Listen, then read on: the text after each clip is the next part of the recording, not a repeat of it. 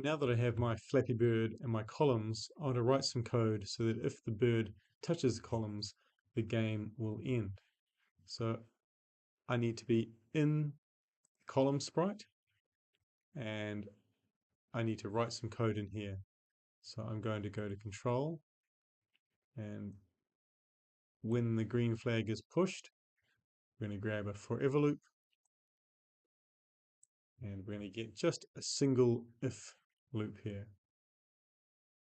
So here I can use sensing. So if the column is touching the parrot, what do we want it to do? We're going to go to looks and we're going to change background and go to a new lose game background. If I put this out here, right now I've only got one backdrop, so I need to make a new backdrop. So here are my sprites, here are my backdrops or my stages. So I'm going to click on choose a backdrop and select the paint option. And then here I'm going to get some text.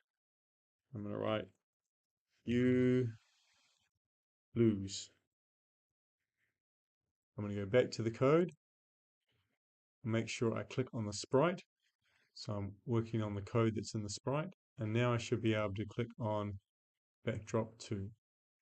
So it's going to switch to backdrop 2 and it's going to stop all other bits of code that are running.